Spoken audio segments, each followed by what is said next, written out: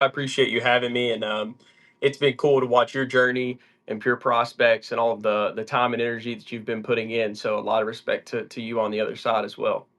I really appreciate that.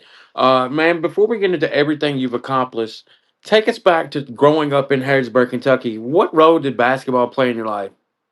So I was a coach's son. My mother and father coached women's and men's basketball my entire life, and I claim Harrisburg. It's where I've lived the longest, but I've lived in probably 10 different cities across the state of Kentucky, following them and their journey. And um, I was raised in a basketball gym, and it's kind of taken me a while to like really understand the gist of that. But my mother was pregnant, coaching with me in her belly, and my father coached women's basketball when I was 1, 2, 3, all the way up until I was about 6 years old. And every day after my preschool or daycare, I was right back in the gym with them. And it's home away from home. Everywhere I go, there's a basketball gym somewhere in the state of Kentucky to be able to get into, and I feel the most comfortable in that space. My wife actually gets on me about how little I like going outside, but it's just because I love being in the gym, working with kids and things like that. And that's kind of started at a really young age with my mother and father on that journey. Um, but yeah, Harrodsburg, Kentucky has been everything to me. Being able to, start CU Harrodsburg in the men's basketball program there, but also live there. And, my dad had a battle with cancer and passed away from that, unfortunately. But Oh um, man. the city really rallied around us, and they are a huge reason, to why I took so much pride in coaching that Campbellsville Harrodsburg program is because that city, the people in it, the community gave so much to us when my dad was fighting cancer and battling, and the support that they gave him. It meant a lot for me, and it was kind of my way of giving back to the town, of having something to be really proud of, and something to be able to follow. But yeah, Harrodsburg, all of my friends, I'm actually going to go watch the Mercer County Titans whenever we get done here. I've got a little cousin that he's a starting receiver, Michael Cox, and watch them play Fairdale tonight. So, yeah, Mercer County. I'm a Mercer County graduate as well. Went to Mercer County High School, so that's home. Man, first off, condolences for your dad. I just found out like the last 2 weeks my dad's battling cancer, so like it's just a total shockwave. Like, don't know what to think or do, but Yep. my condolences, for you and your dad. Thank you. Um, and it seems like you were a gym rat, man. You grew up as a gym rat. Yeah, I constantly played AAU, constantly, playing little league, and even sometimes as a little leaguer playing up and playing with some middle school. It seemed like I was constantly in the basketball gym working out. I mean, I've been blessed. I mean, absolutely blessed that my mother and father put me working with some of the best trainers across the state. Matthew, just name a few: Matthew Perry, and I'm going to miss somebody. I know it. I'm going to hear from it, but Matthew Perry, Mike Scott, um, Coach George, my high school coaches. There was always a time to get in the gym, and as a youngster, I just took advantage of that. And like I said, it just kind of felt like home away from home. So you grew up as a gym rat. When did you first realize coaching was something you wanted to pursue as a career? I think I kind of knew, or there wasn't really an expectation of my family for me to do it. Um, but I kind of knew around the end of middle school, going into high school, when you kind of have to start to think about what do you want to do with the rest of your life. You're starting to drive. Like what do you want to do for a job? And I worked several other jobs. I was a lifeguard, and I worked for an asphalt paving company. I did a couple different things, and I just kept getting drawn back to sports. And I knew I wanted to be in and around sports. And coaching's always been something like as a high schooler when we have those youth camps. I really enjoyed getting in and working with the little kids and coaching the teams and helping with the drills. And helping with the little league when we did that at Mercer County and at Lindsey Wilson. Like I genuinely enjoyed working with those kids and helping them learn something and seeing um, their face when they made a move and they were able to hit a shot, the joy and the just really like the happiness that it brought them, I knew I wanted to be a part of that and help providing that because the game had given me so much of that happiness and enjoyment. So really around high school, and that's kind of why I made some of the decisions that I made, career wise and going to Lindsey Wilson. Yeah, man, it's so gratifying to see like a young kid or a high schooler like finally get something click or something happens along their journey, man. It's Yep. just so gratifying, even if you're just this big of a part of it, right? Yep. Yep. Yep. So you spent 2 seasons over at Lindsey Wilson under Paul Peck and Chris Starks. How important was that experience, shaping you as a young coach? When I left Mercer, I kind of took the path of I'm going to be a track and field athlete at Lindsey Wilson, and that was it. And I kind of thought my basketball journey was over, and I played football in high school as well, and I kind of thought I was stepping into just doing track and then figuring out my basketball journey after college. And I was blessed to be approached by Coach Starks and into a JV role at first, and that worked myself away into being a student assistant with the varsity program and helping out every single chance that I could there. The mentorship that I got from Paul Peck, Keith Atkins, and Chris Starks at Lindsey Wilson, being able to see behind the curtain of a Mid South college program at 18, 19, and 20, it helped propel me and know what I wanted my program to look like, and it helped propel me to be able to know exactly how to handle certain situations, even at 22 years old, whenever I took over Campbellsville Harrodsburg.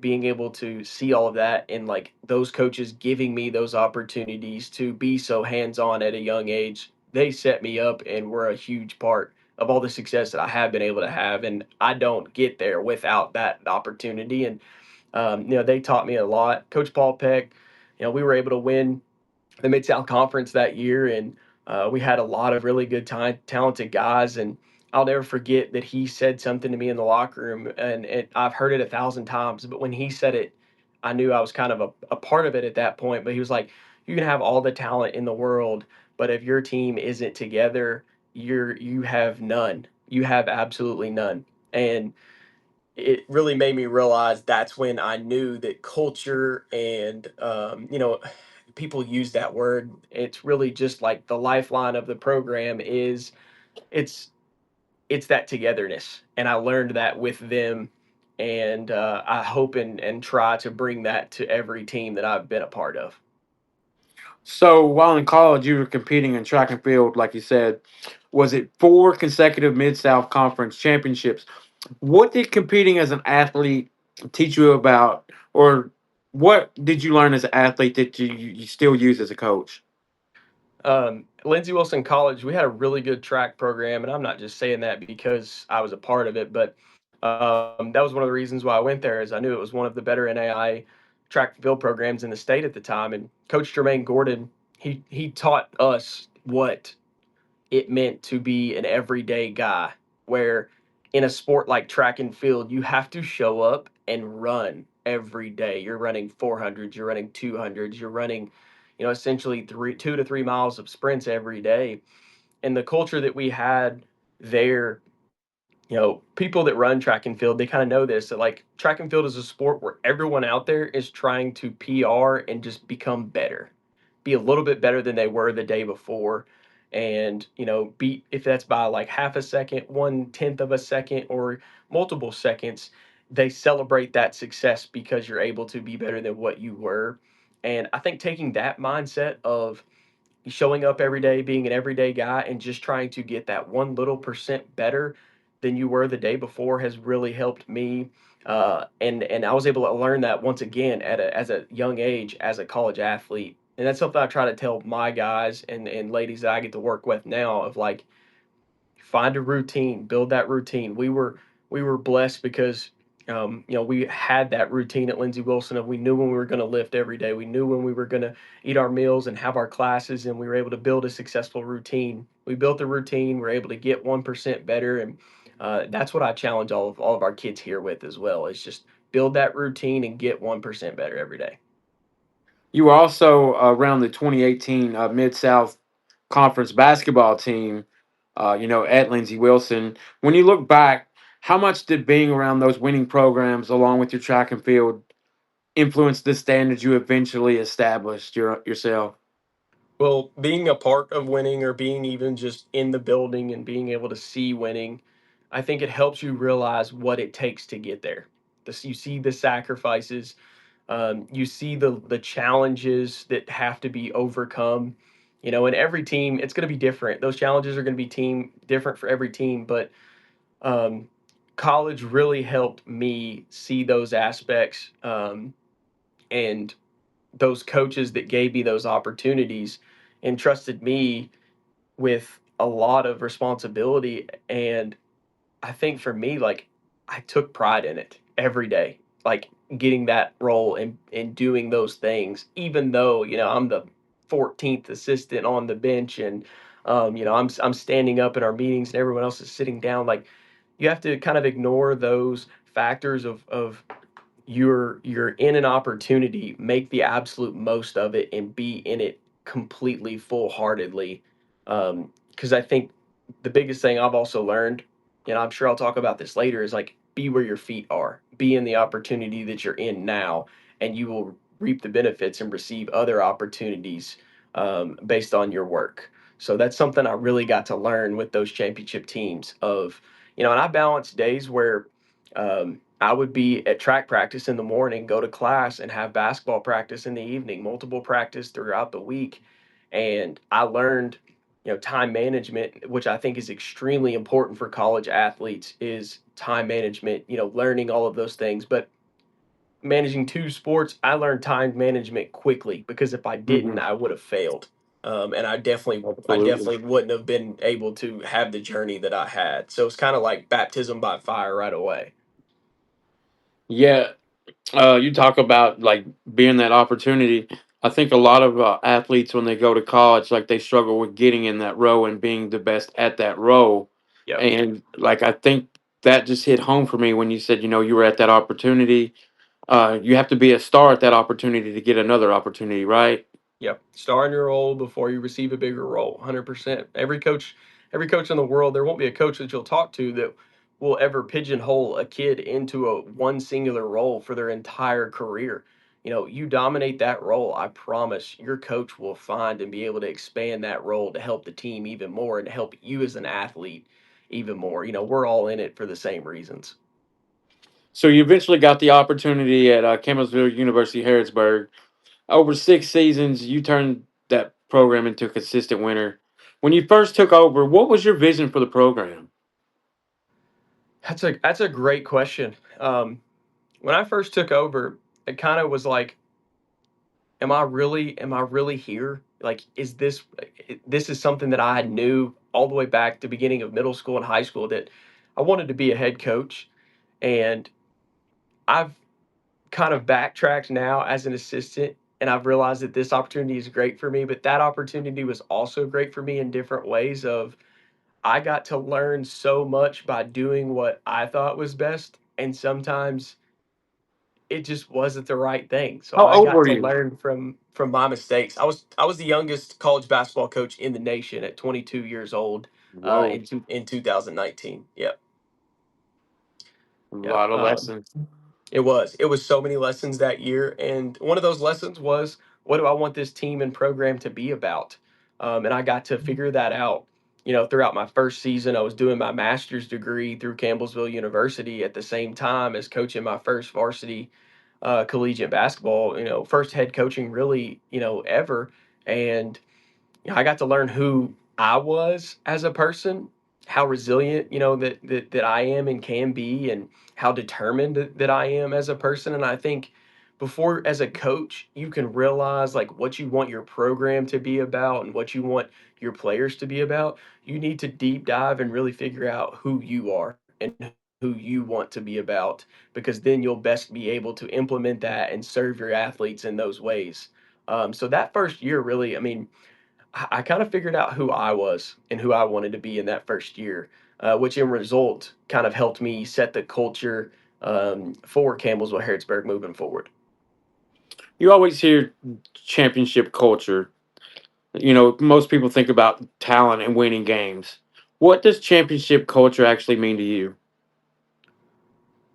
I think championship culture to me means when you lose, And when you're in the challenging parts of your season, you make the adjustments you need to do, but you also do the extra work whenever you genuinely don't want to, or you don't feel like it, or it's hard, or it's the most difficult part of the year to make those sacrifices. Championship culture is making sacrifices. It's you're making a sacrifice to miss something on the outside world to get up those extra shots. You're making a sacrifice of seeing maybe not seeing someone for as long as you want, friends, family, things like that, to go and be more dedicated to your routine of becoming a better player and a better team.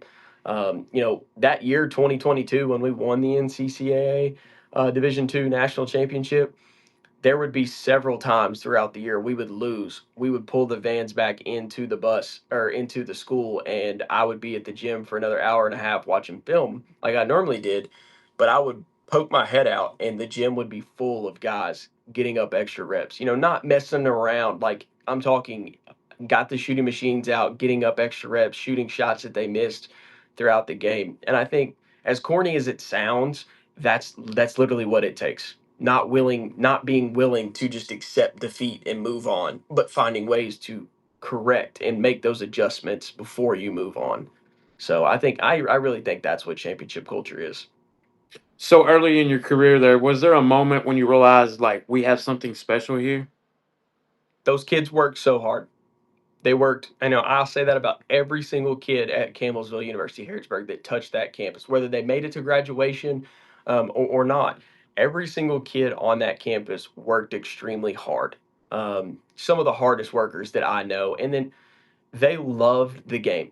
A lot of people don't realize, what we did without athletic scholarships. Those kids were Hmm. there because they loved the game. They didn't want to give up on, not being able to play anymore, and they felt like that the opportunity that they were going to give there was something that they could develop into and succeed with. And the fact that those kids trusted us with, not having that 100 years of the school existing, they came in and they worked the process and they trusted the process and they worked, to the bone. There were kids that fought their injuries. There were kids that sacrificed, like I said, time away from their friends and family to get better. And that's something, looking back on it, that I'm most proud of that place, is the amount, like anyone who touched that program, saw that program. I think that they would say the same thing, as they would say that those kids loved each other, genuinely loved each other, and still stay in contact and hang out with each other to this day. Those kids loved each other and they were extremely hard workers. About every kid that came to Campbellsville Harrisburg. So in 2022, you guys won the NCCAA Division II title. Take us inside that run. What do you remember the most about winning that title? Uh, what I remember the most is we had some extremely talented players, um, and I remember our staff coming together and making a decision of, we know that there are going to be sacrifices needed to make and needed to be made in order to get to where we want to go. And there are going to be people that are going to have to do different roles than they've done all year. We're going to have to make an adjustment that the other team's not thinking about, that we're going to make. And we did that. And our tournament MVP for 2 games played the five. A 6'2 guard from Louisville, Kentucky, Antoine Darby, guarded two of the best post players in the NCCAAs and absolutely wore them out and shut them down. And those guys making those sacrifices and little adjustments like that throughout the season, we did it because we felt like he was small enough that he could get around, make the passes difficult, and then if that guy wanted to put the ball on the ground, he could swipe it away, and make it difficult for him to make moves to the basket, and he did. And then he was right there to be able to box him out. We got a couple over the back calls with that adjustment. But from that run, I remember those guys, like, we would find ways throughout to scheme wins all year. And those guys bought into it every game. Like, coach, what are we doing? What are we doing that they're not expecting this game? What are we doing this, not expecting that game? And we played a really cool 2-3 zone that was kind of like a matchup 2-3 zone, and they loved playing that at the national tournament. And we hadn't ran it all year. So their willingness to adapt and their willingness to, like, make those adjustments and have fun with it and trust our staff. Those were things that I remembered the most. That's talking about dedication and sacrifice, and you winning. What did winning that national title teach you about leadership that you wouldn't have learned just by winning basketball games? It takes not just sacrifices from your players, but it takes sacrifices from you as a leader. There were times where one of my assistants would come to me, and they would have something that they wanted to run, a play or um, a set during a game or a matchup, and I think I learned that year that it's most important to lean on your assistant coaches and hear them, see what they have to say, and trust, their goal is the same goal as yours. A lot of times there are coaches that um, they get to the point where they have that thought of like, I'm in a routine. I know what I've got. I know what we're doing. And you get so mundane of like, well, we've always done this, so we're going to do it this way. And I think for me, I learned as a head coach that, hey, I've got two guys over here that they could go on and be head coaches with themselves, if they wanted to be, and they're seeing these insights. So how can I take these insights and implement them into what I want to do and really bring everyone together with these ideas, but also maximize these ideas and make it the best for our team, making that sacrifice of, well, maybe not be what I had it planned or what I wanted to do, but making that sacrifice of like, this is what's best for the team, so this is what we're going to do, even though when it's not your idea. So pretty much putting your ego aside. Yeah, 100%, 100%. So you guys went on to win the Midwest Regional Championships 2022, 24, 25. What does those honors actually mean to you, coach? Consistency. We were able to be really consistent, and I think we were able to produce a team that was 100% a top five national power in NCCA Division two basketball. Um, every year, I felt like the coaches in our league knew what they were going to get from Campbellsville Harrodsburg. It was going to be an extremely tough game. It was going to be a tough place to play because the people that are there love that team and support them. And I think they knew that our guys, no matter if we were down 20 or up 20, they were going to play the same way. They were going to, play as hard as they possibly could until the whistle blew. And they knew as a staff we were going to have them prepared. So I think the consistency part of what we were able to do for so long, um, really, really, that's what those championships kind of meant to me and our staff. Like I said, as a coach, sometimes those years get mundane of you're doing the same thing over and over. It's preseason conditioning, weightlifting, and then it's you're playing those first non-conference games. You're trying to find opponents that you can challenge yourself with. You can get some wins here, and then you're going into conference play, and you're trying to really, prepare yourself for conference play and dominate conference play. And you get just kind of in a groove every year. And for us to be able to have the amount of fun and the players to build what they built together, and doing all of those things consecutively over those years, that consistency makes me extremely proud. What about the Midwest? I mean, the NCCAA Midwest Coach of the Year back to back years in 24 and 25. Like, were you shocked to get that award, or did you I was. expect it? I was. There were four really good coaches in the league at that time, and to for them to honor me, but also I truly felt like it was a team honor and a staff honor of those four coaches seeing what we have done with that school and that program, and kind of just giving us our flowers of, we see what you guys are doing, because that meant a lot. 'Cause I always try to do that for other coaches. I have a lot of respect for a lot of coaches out there, and definitely across the NCCA Division two. And it's a great level of basketball. I can't say enough about it. So it's really, when I was in college and high school, I had no clue what the NCCAA Division two and Division one was. It's just not talked about. And being a part of it really makes me appreciate it, and the men that I got to work with on my staff, but also the other staffs. I'll share a story with you. In 2022, we won the 2022 Mid East Championship, and I'm sitting there and I'm watching my guys get ready to climb the ladder. Our motto was climb the ladder. That's what we wanted to do, and we set out to do it. And it's the moment of the hard work. You're seeing it come to fruition, and Gary Bailey walks up to me. He's Grace Christian University's coach at the time. He's retired now, but he hands me the basketball that we played with, and he said, "We don't normally give these to the opposing team, after they win, but what you guys have done and what you've done, I've been able to really see coaches throughout the last 40 years. He had a lot of respect for it in that moment. And to me, that moment of getting that basketball from him kind of meant that it was appreciation, not just for me receiving the ball, but like I think he saw what we were doing with those young men and appreciated what we were doing with those young men and how we were leading them in the program we were trying to build. And I still have that basketball up here in my office, and I look at it and think about, and appreciate him. And he actually has become a mentor, went from kind of an opponent to a mentor. So it's love Gary Bailey. Coach, I really appreciate you sharing that story. And you were talking about developing young men, which gets me into, you know, faith, family, developing men. One thing that really stands out about your philosophy is the emphasis that you put on faith, family, education, and basketball. Why Yep. are those four pillars so important to you? Well, they're in that order specifically because I'm a man of faith, and I'm a Christian, and I will always sit here on my phone, in front of the internet, online, in person, and stand for Christ. And I try my hardest to live the most Christ-like life that I can and set the best example that I can. And to me, it doesn't mean I'm going to be perfect every day.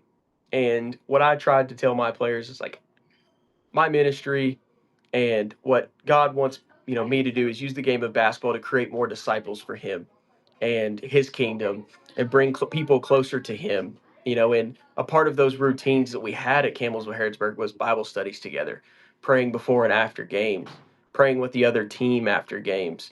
And something that I was really proud about was we were able to implement that culture of faith, family, education, basketball, but we were in a league and at a school that really prioritized those pillars of who I am as a person, but also who I wanted my program, to be. And the faith part to me is the most important, and I challenge each and every person to kind of self-reflect and take time. And we did that often of self-reflecting what we need to get better at as men. How can we be better in Christ, and what aspects can we do as coaches to lead our players to Christ and set that foundation and create a healthy journey and a healthy walk towards Christ. And for athletes, it's sometimes difficult. Athletes go through a lot of emotions, ups and downs, successes and failures, injuries, and it's a really emotional journey. And I think faith for me over the last couple years has helped steady me in my journey of how much adversity that I have faced. And I've found the closer that I grow to God and the closer that I get to God, the happier and the easier that I am able to face that adversity. That's awesome. You know, Coaches spend an incredible amount of time with their guys or girls. Yep. How seriously do you take the responsibility developing not only the basketball player but the individual themselves? Well, you said it earlier. You're talking about faith, family, education, basketball, and the reason why we talk about it in that order is you have your family, but your basketball family really becomes who you spend most of your year with as a college basketball coach. Our 15 to 16 girls on every roster, we spend hours with them at practice and film sessions, and you have a lot of time as a coach to impact those athletes. And it's completely wasted if you don't take the time to help them become better people. Um, and I mean that. If your only focus is winning games as a basketball coach, you're not doing it right. And I might ruffle some feathers saying that, but I just got back from a Nations of Coaches conference, and it helped center me to know that's my true thought. Early on in my career, I really wanted to win, and winning was everything. But being able to make that kind of mental adjustment of like, I want to see these kids, these young men, and these women win off the court just as much as I want in their lives to win right here on the court with them. And the family part of that, like you got to be a family. And I also kind of thought early on, you know what, my players, they don't got to like each other, they just got to tolerate each other, they got to do what I need them to do on the court. When your players love each other, those sacrifices become so much easier. When your players love each other, making that extra pass to see that other player make the play becomes so much easier. So, however, you can facilitate that culture, I promise it will be extremely beneficial. How do you hold guys accountable while still building relationships with them and making sure that they still know that you care about them? I think a part of discipline is also taking the time to learn the people that you are disciplining. Taking the time to learn those athletes, what's really going to get the point across that you want to get. You know, in today's era, I think the kids want to be heard. I think the kids want to be able to have ownership in their programs, and what they're doing in an everyday basis. And I think as coaches, if we can take those points of, hey, they want to be involved, they want to have an opinion, but also I want to bring the discipline to help get them to their goals and finding a way to mesh those two things: team involvement, community involvement, getting everybody on the same page, but also letting them create that kind of start of the journey and pathway of the journey and keeping them disciplined on the pathway. There's times where players are going to make mistakes, and how you discipline and how you handle it will determine if that player cracks and gives up, or if they kind of flip a switch, get over the discipline, get through the discipline, and elevate from it. And I think that's something, being at Campbellsville Harrodsburg, I was able to learn. Is really take the time to learn your athletes individually and who you're disciplining and how those disciplines and how those um, disciplines are going to help get you to the level and get your culture to where you want it to be. I just was It was really instrumental in how we did things at Harrodsburg. Our guys will tell you all the time. We would have team meetings where we would talk, and we would just talk as a group about what we needed to do to get better, because we wanted input on what they thought us as coaches could do to get better, but also what like they were able to turn their ears on and listen to what we wanted, because we knew as a family we loved each other, and it was going to get us to the goal that we wanted to get to if we had those conversations. So coaching takes a lot of time and energy. How do you balance being a husband, a father, and your assistant coach for the men's and women's program? How do you balance that? It's hard. My wife is incredible. That's first and foremost. She is phenomenal in her career, but also in our household. And I've kind of learned over the years, being a father now, she helps me tremendously be able to make basketball a priority. But at the same time, whenever I get in my car and I start, my hour drive home to Harrodsburg from Campbellsville, I'm able to process and kind of go through my day and think about things that when I was in Harrodsburg, it took me 5 minutes to get home. I would still be processing those things at the house and not willing or wanting to turn off that switch in my head that was basketball coach to be husband, and to be father. Now that I have that drive, it by the time that I get home, I've made the calls that I need to make, or I've had the mental journey of answering the questions of, who did what, who did well today at practice. All that stuff is already done, so I'm able to be home and just be dad and just be husband, and be as locked in and intentional that I can be with them. And I think that's something else. The free time that I get away from basketball and the time that I get with my family, I try to be as intentional as I possibly can with my wife and my son and, my friends, of soaking up all of that time that I do get, because I've got 62 basketball games that I'm going to be a part of, this year for Campbellsville University. And, I learned last year that that's something that not everyone gets the privilege of being able to do, and I want to make the biggest possible impact that I can, helping our teams and our athletes win. But if my life back home, my home life, or my life with my wife and my son are messy and out of order, I'm not able to do that. So that's why I try to prioritize and be intentional with them. First in those opportunities, so that when I come here, I'm mentally and physically able to be all in. Is that a normal thing in the NCCAA, like an assistant coach for both the women's and men's program? It's not necessarily. I haven't really met anyone else that kind of has this role. I know for me, it's something that I've wanted to do. Yeah, I told him if it was something that I wasn't wanting or capable or willing to do, I wouldn't have came to Campbellsville University. I probably would have taken another opportunity, but this one was so new, so unique that that's kind of what drew me to coming over here to Campbellsville University. Being able to work with a coach like Ginger Colvin and Hootie Denny, and then also on the women's side of they've built a program that's an absolute powerhouse, and then also being able to work with Brent and Mark Vernon, who their family has been doing college basketball in the Mid South for 40 plus years. Being able to learn from a family that's embedded in this conference and what's made them successful as coaches and as a family is something else that I really, and the connections that both of those coaches have. It's something that I was really looking forward to. So yeah, the move to Campbellsville University, another chapter of your coaching career. You're assistant coach there for both programs. What made it the right opportunity and the right time and right fit for you to make that move? I think, Harrodsburg closed kind of abruptly, and it was one of those things where it kind of left everyone there in a thought pattern of where do we go next. I wasn't ready to leave. I would have probably been there for 15, 20 years if it stayed open. I loved what we were doing, and I loved the people that I got to work with and what I got to do every day. And I loved, like I said, representing my hometown. But um, I think it was good for me because it forced me to step outside of my comfort zone.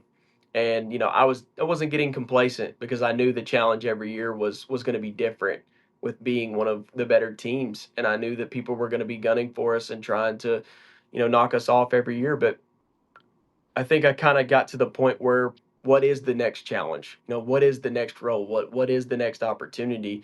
And making the jump over here, every person on this campus has been extremely welcoming in welcoming me over, and the opportunity has been so cool and unique. Being able to just be a player development coach for both of the teams, doing all the individual workouts, helping with the weight room, helping with scouting, helping with, it's been a lot of basketball. And that's something that I've really loved. I have a little bit of paperwork. I know you can see the names and stuff behind me and the papers on the wall, but like I get to do a lot of basketball every day, and I get to watch a lot of basketball and do a lot of workouts. And that's something that I love to be a part of. So, that's what makes this thing special. So after being a head coach, running your own program, what's the adjustment been like? Transitioning to an assistant coaching role. Well, as a student assistant, I kind of was pulled in a lot of different directions. I wasn't able to be an actual assistant coach all the time. There were road trips that I would miss. Now being full assistant coach, I think being a head coach really helped me figure out how to be the best assistant coach I possibly can be, because there would be times of like, what I would kind of think or want from my assistants. I use that kind of same mentality of, well, what would I want in this situation as a head coach? How would I want my assistant to kind of help step in and maximize what we're doing right now? And I think that helps me a lot, be able to step in and do as much as I can for both of these staffs. But also, I try to be a sponge as much as I can and trust, respect, and um, learn from the two staff members on both sides that I get to work with. They've been here at Campbellsville University for over 10 years, all four of them together. And, being able to learn from them and be a sponge and kind of, having those days where, there's a new drill we're doing or there's a new action in an offensive set, soaking all of that up and adding that back into, what I want to do whenever that next head coaching opportunity comes available. What are some things you learned as a head coach that you can now bring to Campbellsville University staff?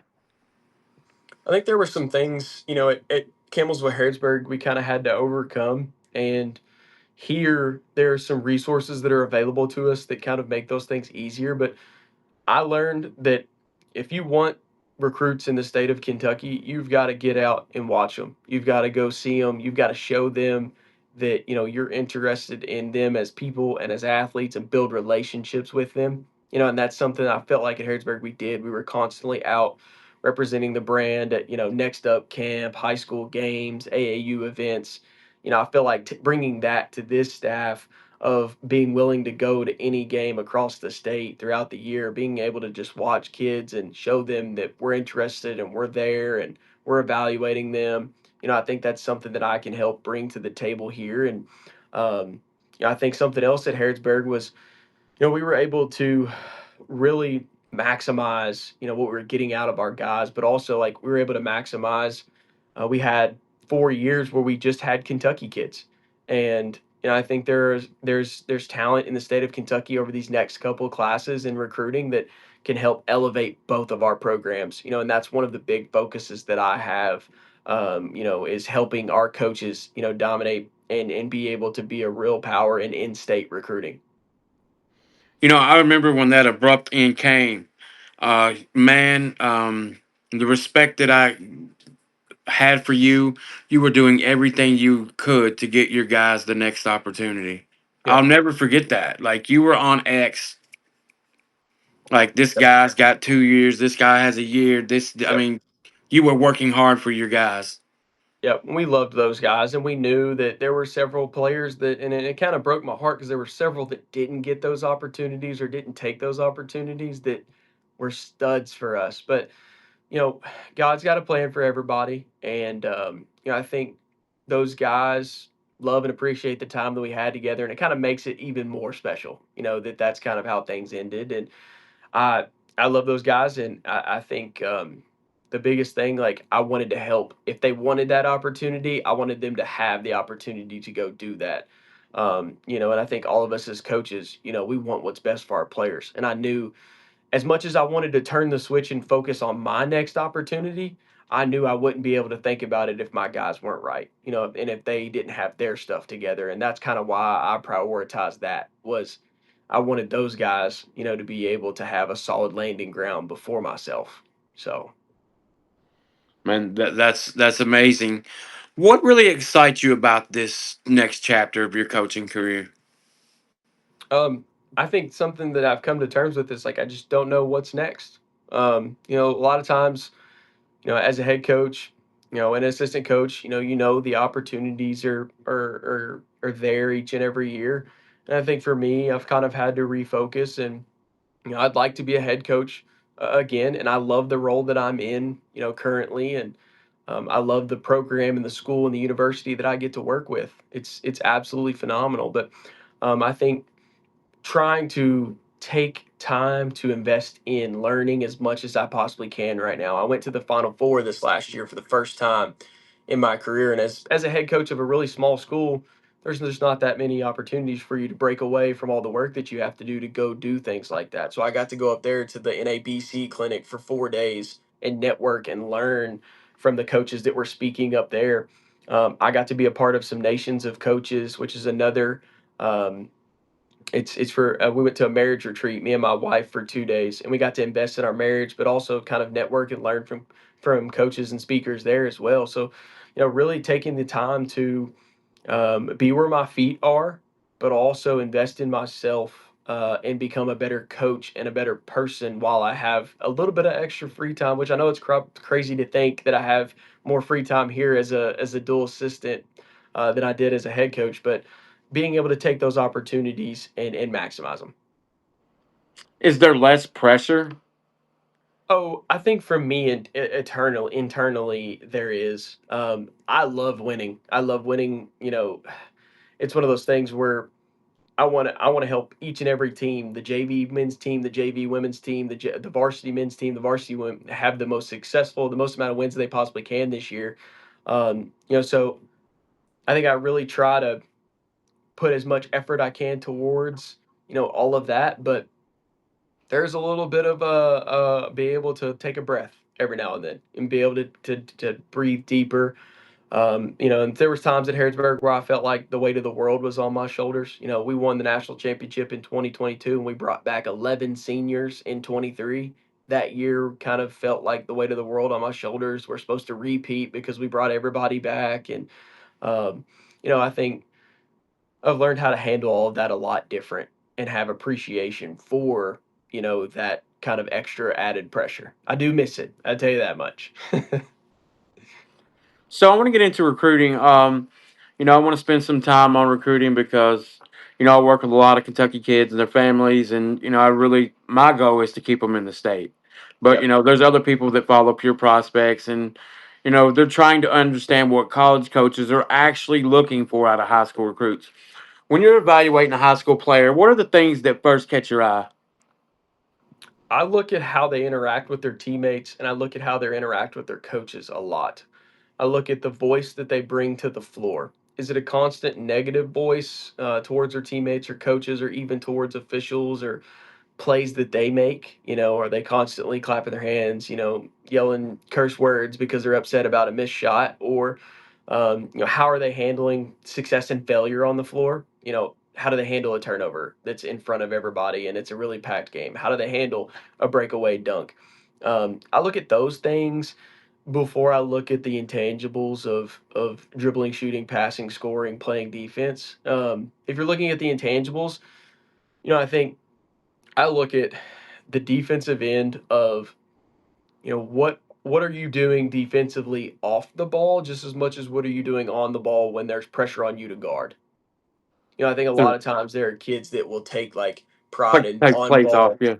on ball pressure defense, and then defensively they're two passes away. They're standing up and they're looking over into the stands or they're looking at the coach at the bench and next thing you know their teammate gets blown by and they're not in help. I think do you know where you're supposed to be defensively? Do you know like are you making yourself felt off the ball just as much as you're making yourself felt on the ball defensively. There's ways with your voice and with your positioning that you can do that and be the ultimate best defender that you can be. I love rebounders. I love guys, especially small guys that find a way to get rebounds and maximize. Like one of my pet peeves is when a kid airballs or a ball barely hits the rim and it's about to bounce out of bounds, but there's a kid right there and he just watches it go out of bounds. Like we had something at Harrodsburg, like that's a stat. If you grab that miss, that is a rebound for you. That is the difference between a double double and then only finishing with six. Watching two balls bounce out of bounds off the rim. How do you end possessions? I love seeing guys like go up and snatch a board or get on a loose ball and create transition for the team. How do you end possessions? And then lastly, we look at scoring, shooting, being able to make moves off the basket, moves off the dribble in transition. What does their athleticism look like? That's kind of how I tier things in that direction for recruits. So the misconception, well, maybe this is just you individually, but most people think, they look at the intangibles before the character, but you're actually looking for the character before the intangibles. 100%. 100%. I think here at Campbellsville and at Harrodsburg and wherever, you're looking for guys that you can implement into your program and they're going to help make you more successful. And, I think every coach will say if you implement a guy that is extremely talented into your program but doesn't fall into your culture, you're a worse team than what you were without him. But if you implement a guy that is maybe a little bit less talented, but he completely dives in and falls into your culture, you're a better team because of that. What's something players do during the game that they don't even realize that college coaches are actually paying attention to? I think body language on the bench is a big one. And interactions. I think a lot of times they feel like it's a safe zone of like, oh, I'm on the bench. They're not looking at me. They're watching the game. We look at that a lot. But I'd say specifically on the floor, something that we're looking into is offensively. I talked about the defensive side, communicating, being in the right position, but offensively, like, are you helping make the game easier for other people? Or is it harder for people to play with you because of the style that you're playing? Are you over dribbling and creating less shots for your teammates and harder shots for yourself? Or are you making the right basketball decisions and creating easier looks for your teammates? That's something I really love to see and evaluate. Yeah, I see those guys that are dribbling a lot and they're wasting so much energy that they can't use on the defensive end because Yep. they're out there just wasting movement. Yep. And a lot of times, being able to get the ball across the midline multiple times is going to get you a multiple possession, get you a better look in your possession. And it's hard to do that with just dribbling with one person. The best way to do it is with the pass. There's dribbles that can be had, but there's a premium on passing in college and high school basketball right now. Yeah, man, you want to score before the defense gets set, right? Yep. Yep. What matters to you more, production potential or how a player's game projects into your system? I think as coaches, we love to see the production. We love to see the numbers. But if I was giving a recruit advice, we're not necessarily looking for the guy that has those big, gaudy numbers. We're looking for a guy that's played against tough competition that is going to be equivalent to what we face in our league or our in our program. And we are looking for guys that will be able to, like I said, fall into the culture and be adaptable to the role that we're going to have for them. Like, that's huge because a lot of times kids come from high school and players are really good across the state, but the role that they had at the high school level with their high school coach may be different throughout their college journey. It might come in with the thought of by the time he's a senior, he's going to be back to being that guy. But his freshman, sophomore year, he might have to be this guy and do this for us because we already have a guy that does that. And I think that's something that the best teams are able and the best players are able to do is be adaptable to the role that the coach provides for you at the time. Like we talked about earlier, dominate that role and then get another one and get a better one or get a bigger one. Yeah, you can't get a raise or you can't go up if you're not doing your job at the current level. We say that all the time. DYJ, do your job. Hmm. How important is a player's ability to defend when you're deciding whether or not they can help your program? Defending is huge. The Mid South Conference, specifically for Campbellsville University, there are dudes in this conference that are big, strong, and physical, and they can absolutely score the ball. And usually, the team that is one of like Freed Hardeman, they won the national championship last year, and they won our conference. They were one of the best defensive teams in the country, if not the best defensive team in the country. And I think that completely translates to our league and NAIA basketball. And I think for us, we are always constantly looking on ways for our players to get better individually at the defensive end, but us to find ways of what can we do to make our team better defensively. And I think as a high school player, you need to have that same mentality. A lot of times, kids will watch film and they'll watch themselves score so that they can create their highlight tape. But in reality, what they need to do is they need to watch themselves on the defensive end and see where they can improve. I totally agree. What are some red flags that can cause coaching staff to back away from a talented player? That's a good question. I think it kind of changes for every staff and every program. But I'd say some red flags are, how you conduct yourself off the floor. There's a lot of things in today's culture that are detrimental to athletes and young athletes, and it's different. Being a student athlete is different than being a regular college person, and I think being able to handle that responsibility and being able to live with you're going to have to make sacrifices and you're representing a brand that's bigger than yourself is something that athletes have to be able to do. And it starts at the high school level. You've got to be willing to represent your high school, your community with the utmost respect and honor. And every time you put that jersey on, that's an opportunity. Every time you go to Wendy's and you're seeing a family that wants to come watch you on Friday night, like that's an opportunity to represent yourself in your program. And I think seeing guys take that, like, it's a red flag when they don't take that honor and they don't take that responsibility, like, and it means something to them. That's probably the biggest red flag that I would say us coaches have. At Campbellsville, what about academics? How important are they for you guys? They're huge. They're huge. We've had some special guys. Last year, we graduated 7 seniors on the men's side and 3 on we graduated 10 players amongst the 2 teams. And every one of them is either on track to get their degree or graduated with their degree. This last spring, and 2 of those guys are guys that I had at Harrodsburg that came over with me, and like to see them take pride in that education side of things and the academic side of things and get those degrees, like it's extremely important because the ball is going to stop bouncing for every player that plays basketball at some point in time. Whether that be you get an overseas career and you're blessed with a couple years, or that's 4 years after college. you can be involved because I knew that was something that I wanted. When the ball stopped bouncing, I knew I wanted to be involved. You know, you can be involved in athletics, and there are ways to be around the game. And I would argue in the digital age, there are more ways to be around basketball now than there ever has been.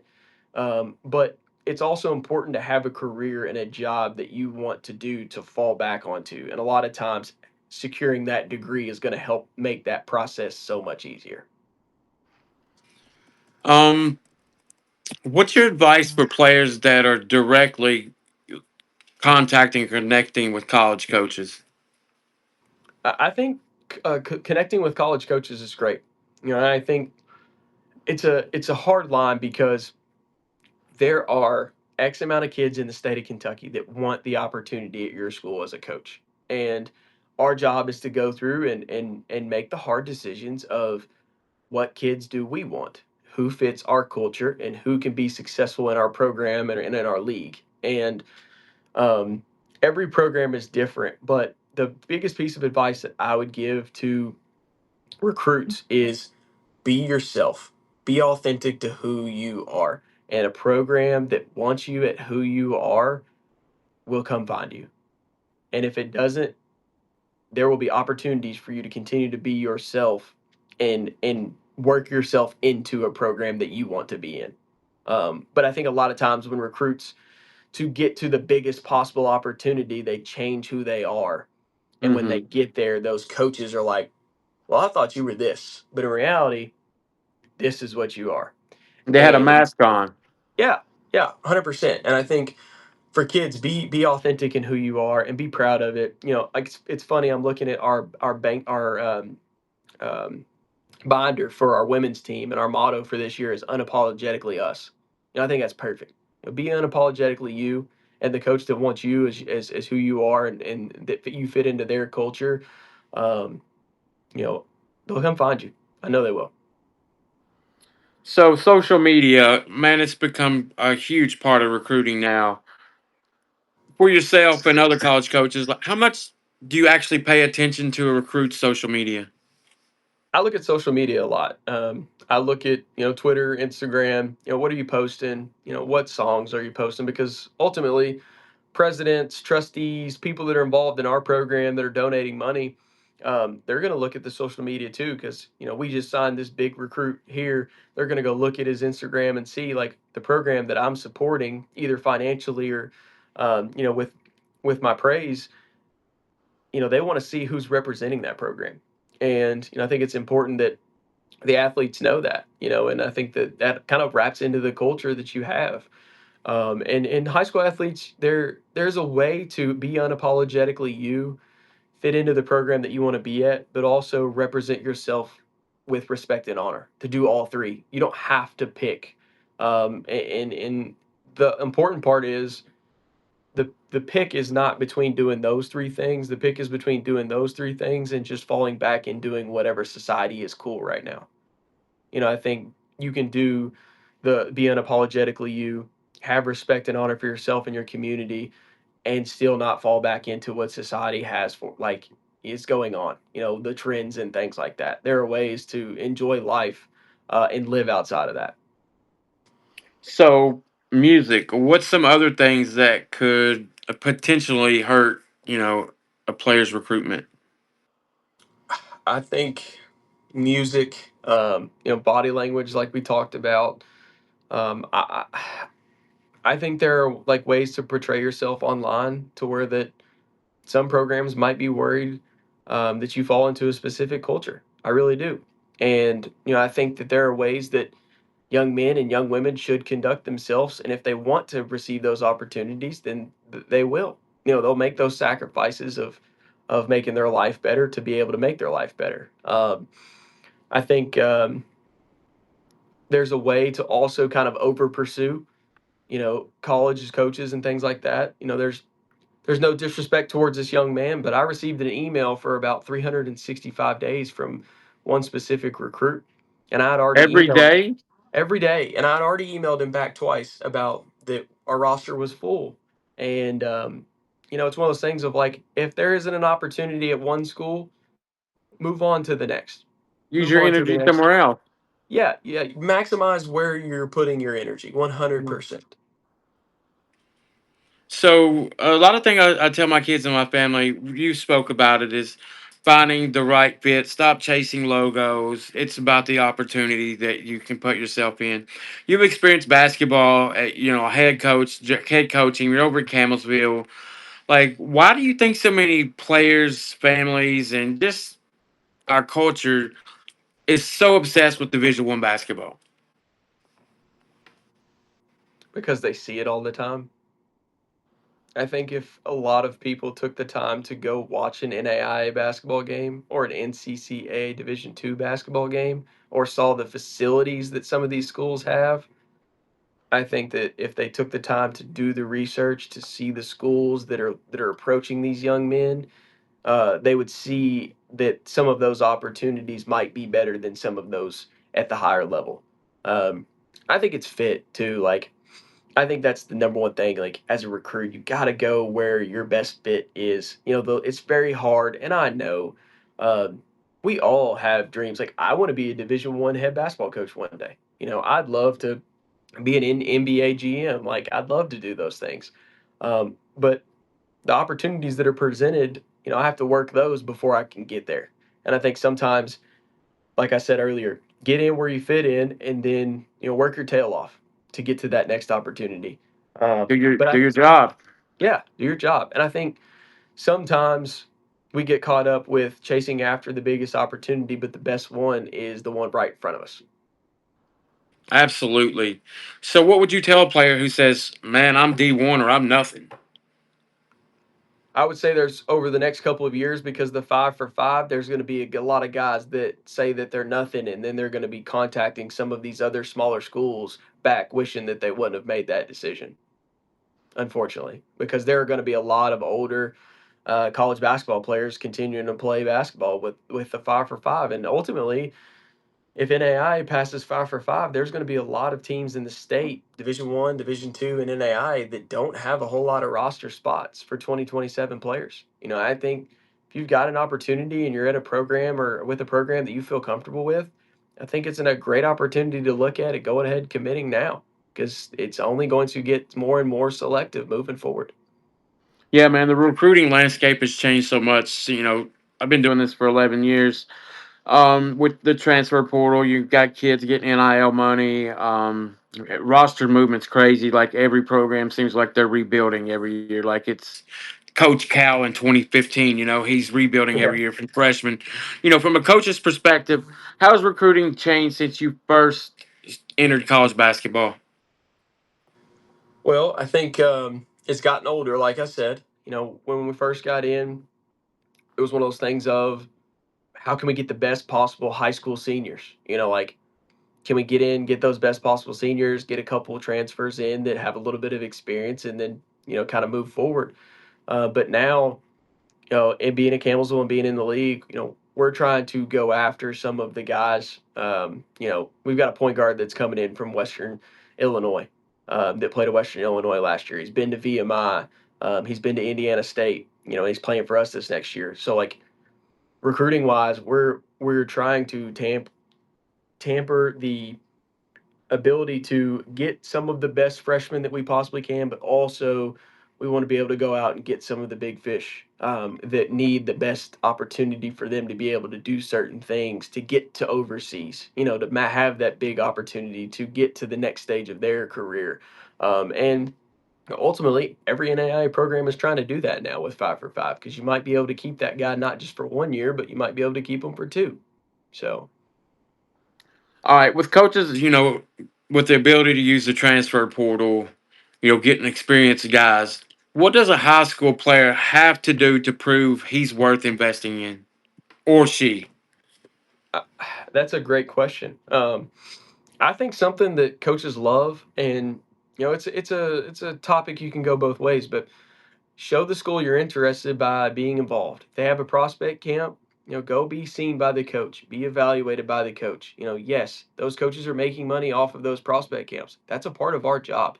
We're Hmm. there. We're trying to create the best spot. We just had one of those today, women's basketball prospect camp, and it's a part of our job to evaluate and be able to provide for our families, but also It's a part of our job to make sure that your son or daughter isn't someone that we need to be a part of our program. That is like if we're missing somebody, we want to have the opportunity to get you to campus because not all the time can we go out to a game every single night throughout the year. Come to us and make it, easier on us. Like that would be my biggest advice if I had a son was if if he's interested in these five schools, we're going to their prospect camps. We're going to their elite camps so that you can be seen by their staff. We're not just going to wait for them, to come to your game and see you. We're going to go to them and show that we're invested or we're going to be invested and So be interested in your and proactive. be proactive and be into their program. 100%. So player development. What separates players who continue developing once they reach college from players who plateau? I've been blessed over the last 2 years of being able to do a lot of the player development here at Campbellsville University, and I think the willingness to continue to show up, like I said earlier, there's days where my guys or girls will have good workouts, and then there are days where they will have bad workouts. And I think the plateau comes from the motor shutting off or the willingness to make mistakes shutting off. It's easy in workouts to get comfortable instead of taking that rip through and that really long dribble of pushing out, creating space, rip through, little baby dribble, comfortable shot.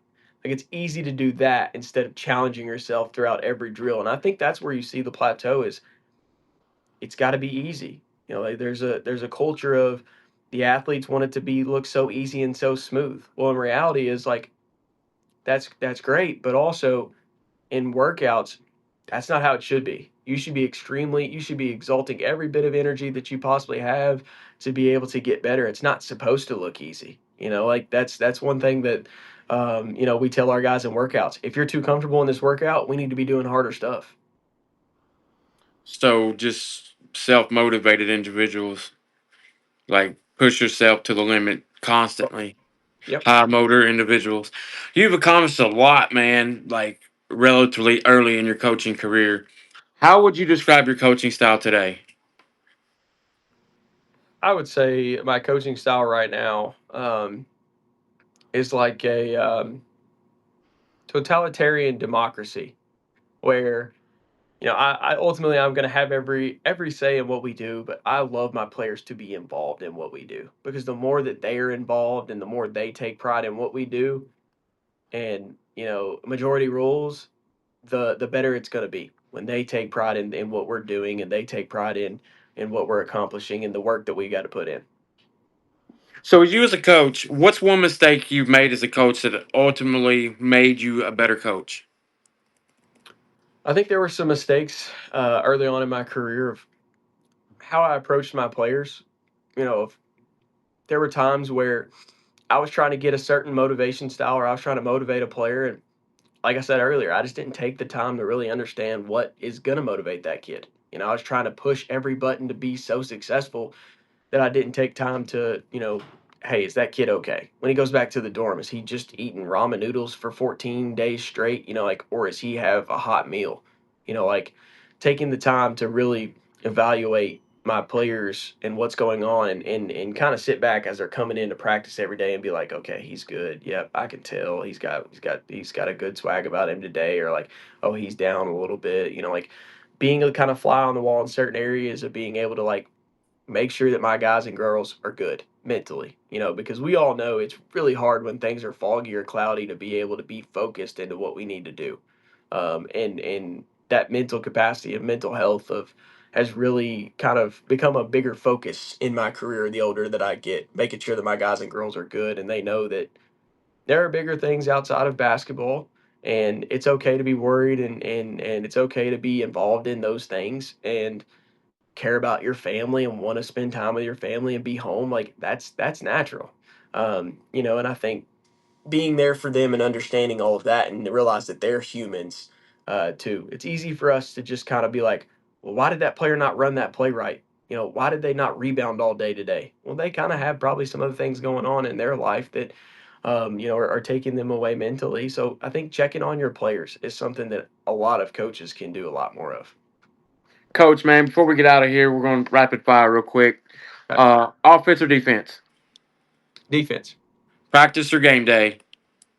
Game day. Shooter or lockdown defender? Defender. High school gym or AAU gym? Oh man, I would say AAU gym because I coached this summer. Yeah, I've seen that, man. Congrats, you guys did well, dude. Yep, yep. 14-2 for Griffin Elite 16U. We're hoping that we can elevate our program and retain a lot of our guys and do just as good this next year for 17U.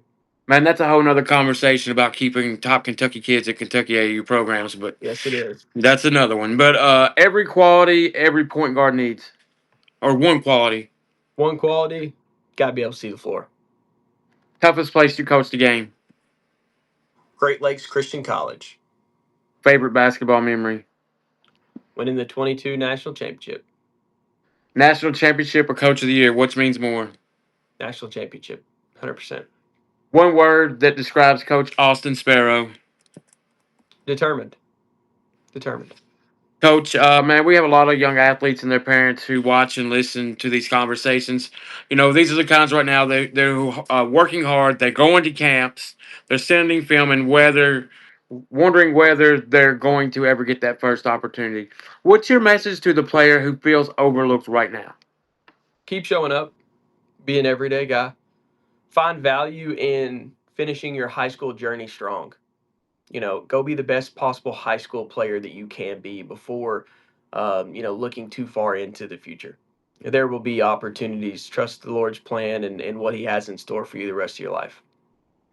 And for the young player who eventually wants to play college basketball, what does he or she need to do now to give themselves the best opportunity to make that dream a reality?